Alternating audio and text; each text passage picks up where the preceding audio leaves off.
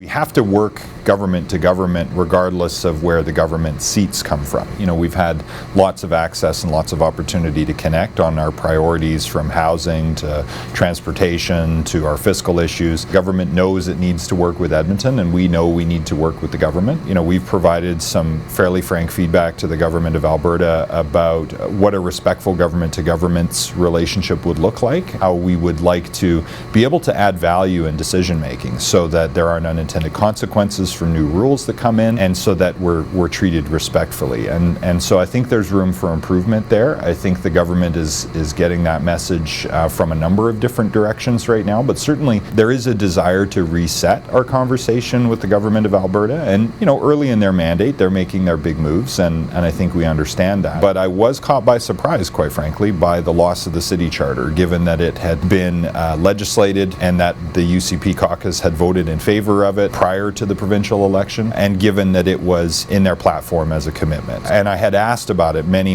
times. I said, this is secure, right? And then something changed in the government's thinking, and that was not shared with us until it was also shared with the public on election day. What the changes mean from what was negotiated in the city charter, and which we built a budget around, is $605 million less in infrastructure funding over the next 10 to 12 years. I think our most significant decision of the year is clearly always the budget, but it contains the implementation of our will with respect to a number of important decisions taken throughout the year. You know, notwithstanding it was a budget of overall restraint, and we were able to bring the tax levy down, and I think overall council was proud of that effort and unified largely behind it. We now have a very coherent transit strategy going forward. It has sufficient funding within it, thanks to the budget, to be effective next year. It resides within, hopefully, a strong regional integration context. How can we make sure that we're pulling together to bring investment to this region,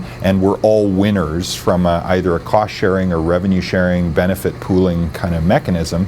That means that I'm happy if it goes in Parkland County, if that's the right place, because that means that through those property taxes there's some contribution to something we're all buying together, like, you know, transit for labor mobility, to get people from where they live in Stony Plain or in Northwest Edmonton to get to that job in Parkland County. So taking the lines off a map on all of these services that contribute to a stronger economy and the growth of the tax base, more robust partnership ranging from waste management to maybe some policing conversations and public safety conversations, only continues to grow. So all that to say, you know, we've made a really strong case to the provincial government that regional collaboration is good for the economic development and good for the efficient use of tax dollars, and that the orderly planning of this region is also imperative to the good use of tax dollars and the attraction of investments.